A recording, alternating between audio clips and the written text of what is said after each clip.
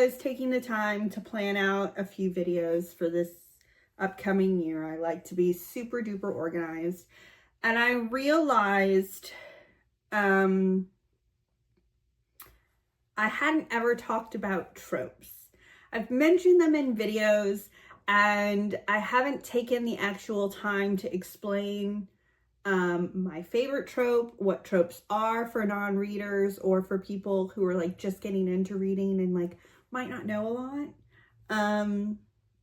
So I decided I was going to talk about my favorite trope, which is best friend's brother. And then my other favorite trope is friends to lovers. And the reason both of those are my personal favorites is because it's my lived experience. So I'd like to take the time in this video today to tell you my story of my lived experience trope. So in order to do that, we have to go all the way back to 2005. I was 15 years old. And I met and became best friends with a girl named Emily.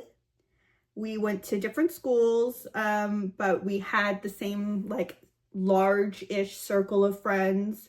Where I grew up is not like a huge city. It's not like a metropolitan city. It's more of like a suburb city.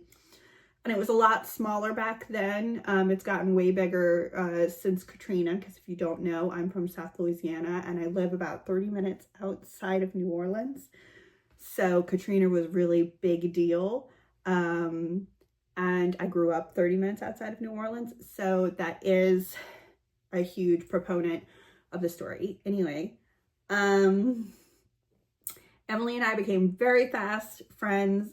We dated best friends and we were best friends, and we had interconnected other friends. So it was just, I was over at her house all the time. She was over at mine.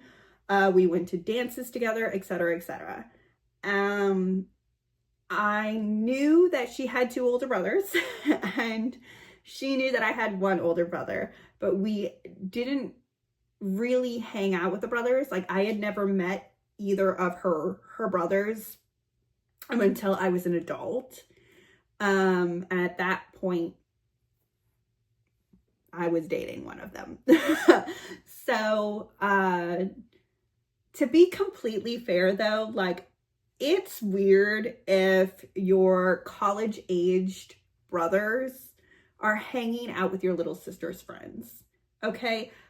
I know that it's okay in books, but in real life, a lot of like late teen and early 20 boys do not want to hang out with like their little sister's their little sister friends. They like, that's not a normal thing.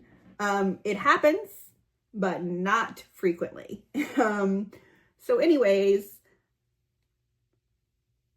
in the span of the 10 years, I never met her brothers, still best friends, living our lives. I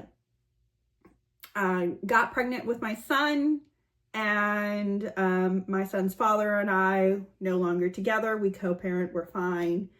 And in 2017-ish, I was 27, my son's father had my son every other weekend for like a few days. And I was like a super introvert, okay? I did not want to get out. And then I realized for my mental health, I had to force myself out.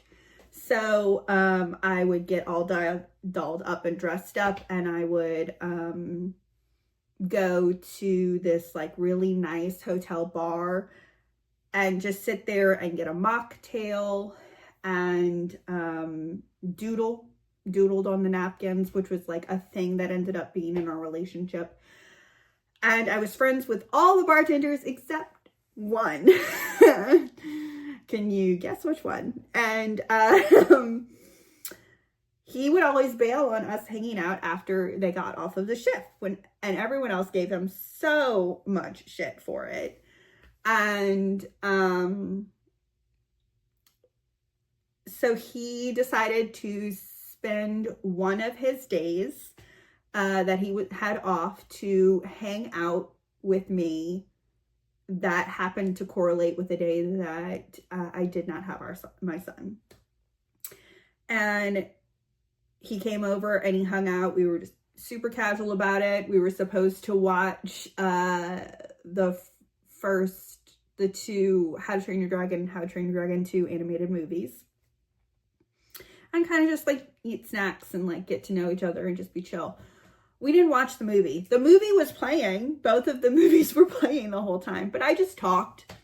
I talked his entire ear off. Like legitimately like 3 hours, 4 hours straight of me just talking. I told him about all of my art, my hobbies, like every single detail of my life that I could possibly think of. Every single negative detail known to man. Like I was trying to scare this man away subconsciously. I swear to God, nothing worked. And apparently by the end of it, and he says this to the day, he left that place saying, no, I need this girl in my life. Even if we're just friends, she's amazing, which yay me. But somewhere in the middle of that, that date, not date, like hangout thing, I was like, so super weird to ask since you're at my apartment, but like, what's your last name? And he told me his last name and I was like, wow, that's really weird. I only know one person with that last name. And he was like, is it Emily? And you're so-and-so's little sister? So come to find out, not only am I best friends with Emily, his little sister, but he was also in a band at one point with my brother. And we never crossed paths. Like ships in a passing night, you guys.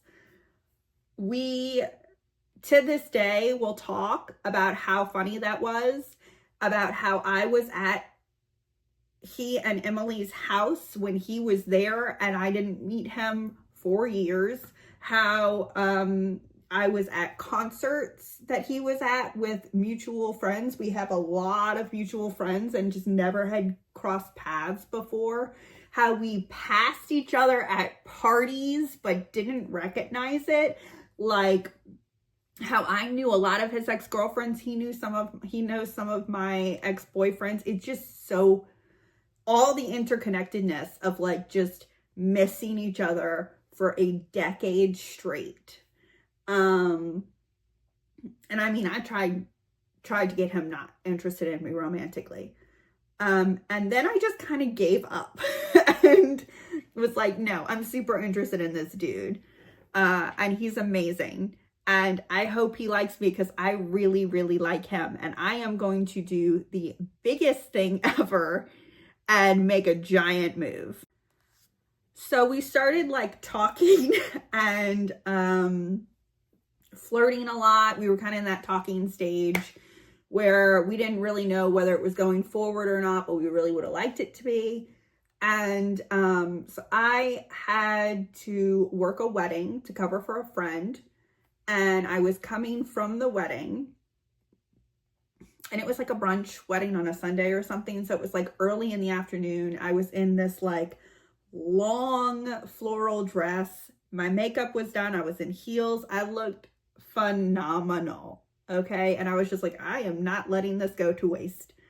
So I knew he was working at the bar that day and I came in. It was completely empty except for one person who was like all the way at the other side and he was talking to him when I walked in. He was talking to the girl. It was some girl. And so I came and sat at my regular spot on the opposite end of the bar. And he walked up and he's like, do you want anything? And I was like, no, I just want to talk. Because like, I thought that was obvious that if you go to a bar on a Sunday at like 2 p.m, completely dolled up and all you want to do is talk to the bartender, those should be like sirens going in the guy's head that the girl is like, no, this chick is interested. Make your fucking move, man. Like, this is her calling card. Apparently, I was too subtle. He did not get that message, although he does to this day talk about that moment. And he also hilariously told me a while later that the girl he was talking to was an ex-girlfriend. She was the only other girl in the bar was an ex-girlfriend who he was considering getting back with until I walked into the bar that day. So snaps from me, worked out great. Sorry for you, girlie, but I'm sure your life is great right now too. And yeah, so we started dating anyway, like since like almost exclusively since that day. I will say it was super funny after I left. Our mutual friend, who was also a bartender there, apparently leaned over to my now husband and was like, "In case you're wondering, dude, she's into you." Like, she couldn't make it more obvious. And according to my husband, he still didn't catch the hint. So I had to be really obvious. But anyway, yeah, so my live story is best friend's brother. And I think it's an awesome trope and it's great. And I'm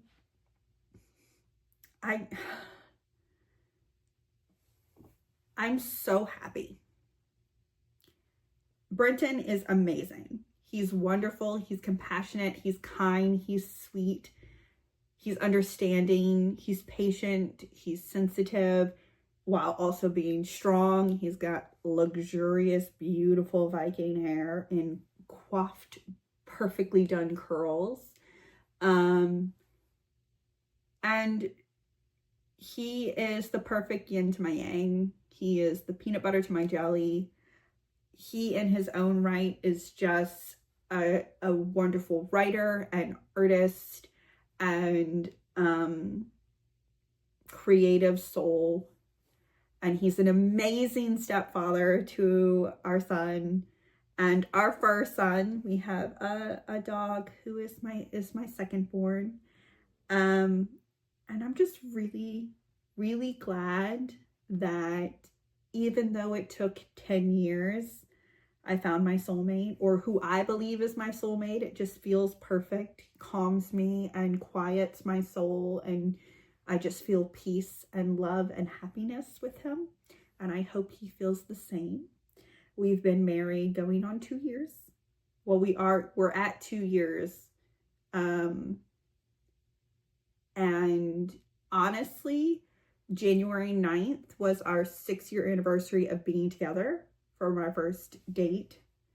November 9th is our wedding anniversary. So we get to celebrate in November and then again in January, which is really, really nice. It's like a little sandwich of, you know, beginning of November where the like huge holiday season, or the very beginning of holiday season, and then January 9th, tail end of like huge holiday season. Apart from Mardi Gras, because we are Southern Louisiana and Woot Mardi Gras. But yeah. And he really is like my best friend. But yeah, he really is my best friend. So I feel like friends to lovers and mixed with best friend's brother is like the best trope in my eyes. Because I feel it in my heart and my soul. And I hope that sharing this story helps everyone else understand that, like, you can live out your tropes, you can live out your books. Maybe not all of them. Like, don't try and live out a horror story, but like a contemporary romance is great. And that, you know, don't give up on love. And one day your best friend could be your sister, and her older brother could be your husband, or it could be any other iteration of that. Yeah. So I'm glad I got to share this with y'all. I will see y'all next month. And Brent, if you're watching, I love you. I'll see you at home. Bye, baby. And bye, everyone else.